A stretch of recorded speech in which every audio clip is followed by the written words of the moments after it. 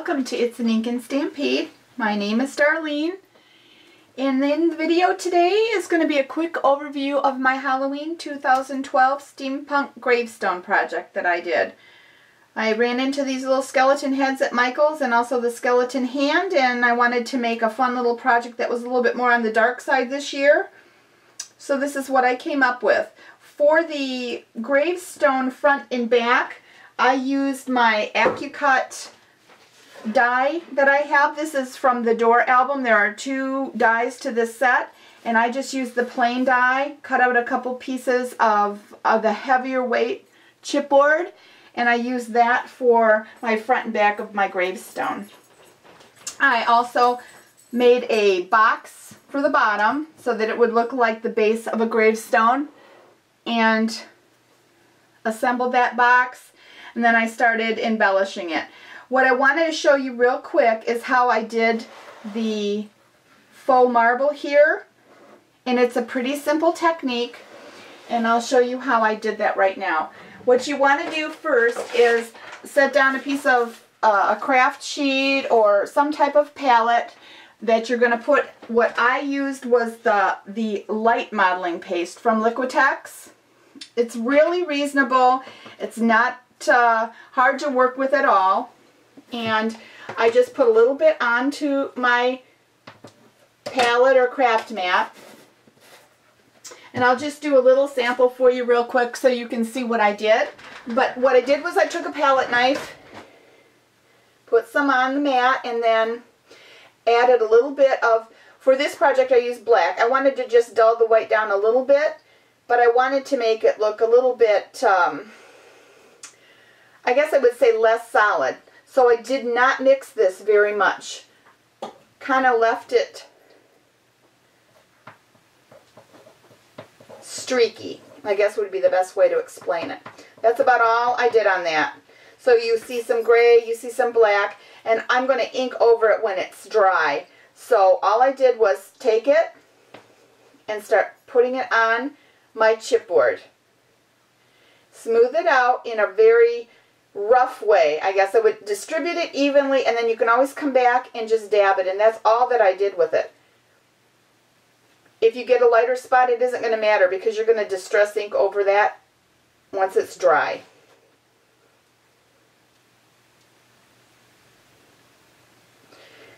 So I'll set this aside and I'll show you. The thickness of it is really not thick at all. And you can kind of see by looking at the comparison that that truly is all that I did. And then once it's dry, you usually have to let this set overnight. It's got a lot of moisture in this modeling paste, and it's going onto chipboard, so it does absorb all of the moisture. And once it's dry overnight, it might even still feel a little moist here, so let it completely dry.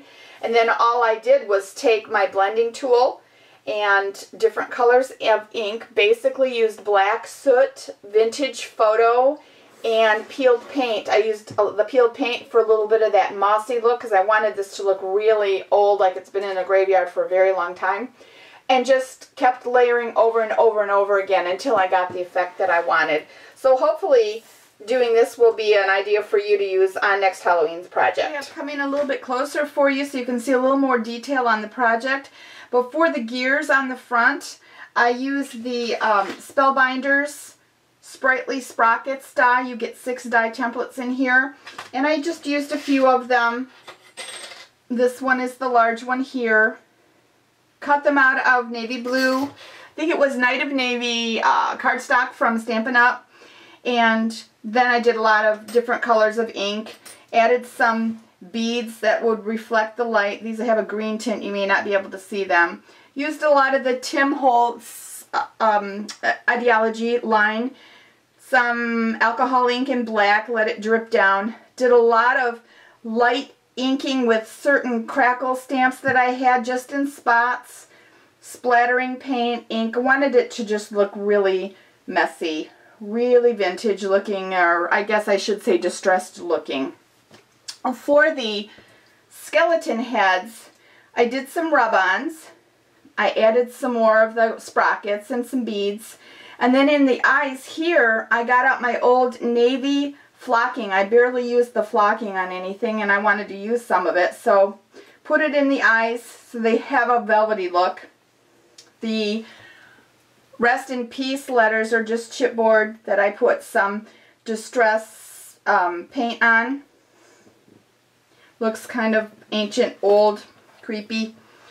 And then the leaves, I wanted it to look not evil looking. I just wanted it to look scary. So I wanted to lighten it up a little bit and bring some more of the green color in. So I used the craft glassine paper and did some die cutting of leaves and did the same inking with the distress ink on there. Same crackle paint. And then I added some flat seed beads for a little more dimension. And I also added a little bit of green here and there so that it would lighten up the project a bit. And the back pretty much is, you can get a kind of a look on the, I have some purple metallic splatters on there also.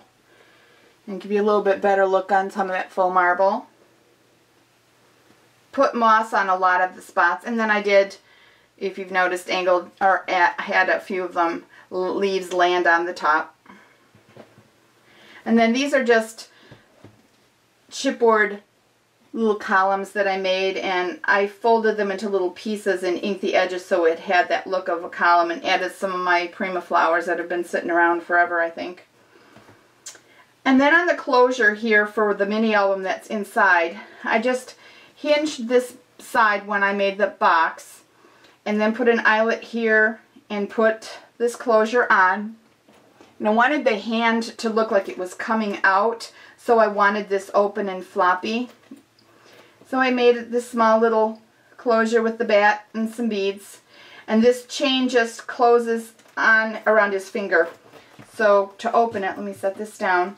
To open it, you just pull it off the finger and let it fall. And then the mini album, let me just spin this around for you. The mini album is inside.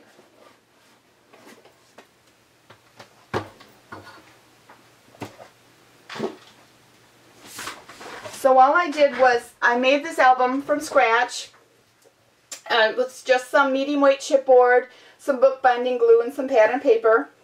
And on the pull here is the Tim Holtz library pull, library drawer pull, or I'm not quite sure the official name for it, but I use that here. And just have a tie with Stampin' Up! Ribbon. This is from this year's 2012 Holiday Mini. I think it was the Halloween ribbons. And seeing it's kind of an adult themed album this year. I have no pictures in it, but it would be for adult party, Halloween party. I kind of kept the front image the same dark idea of the skeletons and the poison and all the creepy things. So I made the enter at your own risk for the theme of the album. These are all hand stamped and punched out and distressed on the edge. And I did detail cutting on part of this. This hand was from part of the papers. And so inside is where this is where I've done the binding. I put a piece of ribbon in here to kind of go along with the ties. Keep it all looking uniform. And this is the large bookbinding rings from Tim Holtz. And they are workable. They open and close, so you can interchange these pages. The eyelets that I use on my pages are from Stampin' Up! They're the jumbo eyelets. This is the pewter color, I think it's called, and I also have an antique gold. So I just covered on this first one as the basic pocket album, or excuse me, pocket page with the tag inside. And I just did some dyeing of some seam binding. And I also used my Perfect Pro Mists over the top of the pattern paper and let it drip and dry. This is the back side. Has a flap, pays for picture, and then this is not adhered underneath, just on the side, so you can slide that picture underneath.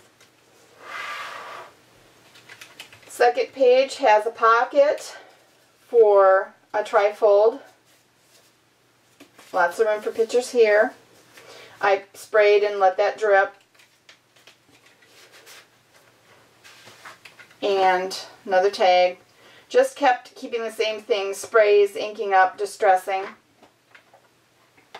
All done on Night of Navy cardstock from Stampin' Up. And then embellished with the Mambi, Me and My Big Ideas Halloween paper from this year. Back side has another flap, which is held down by just part of this tag. And I stamped a spooky tree and put a little bit of glaze over the eyes so it was looking at you. They're a good spot for a photo here, or journaling tag, whatever. Not quite sure how I want to finish it off with the picture yet. This is a basic flat page. It opens up. This is going to be for one photo here, and I just added this for an accent. And then it flips open. And I'm not sure how many pictures I want to put in here, if I want to journal on one side and photos here. But you have a good option in this page. It gives you enough room for whatever you choose to do.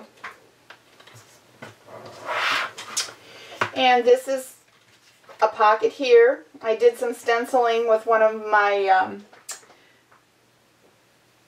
templates that I have, or like a stencil that I have, like a splat look, and embellished this a little bit. Stuck this up off the paper, and then I just did basic photo mats and sprays for these, and these fit in nicely. You can fit quite a bit in here. There's quite a bit more that can fit in there. And then this is the last page. I only put 4 pages in this album, and I used one of the sprockets from the Spellbinders die that I showed you earlier and popped up the poison circle punch in here. And I also cut around this from one of the papers and kind of grunged them up and popped them on the top. And then inside you have a nice pocket here which fits quite a few. You can even put a picture here and then journal on top, put pictures here. So it's pretty nice. You get quite a bit of room on this one too. And then it also has a pocket on the end that you can pull out.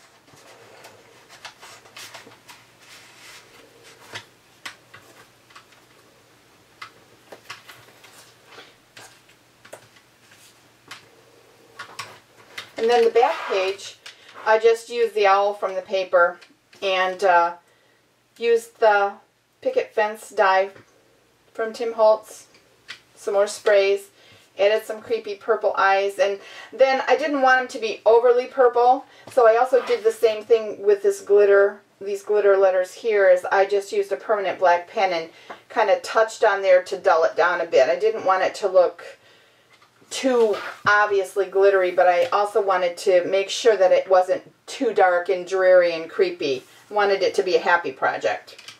So that's my album. And it's simple to you just tie it back up.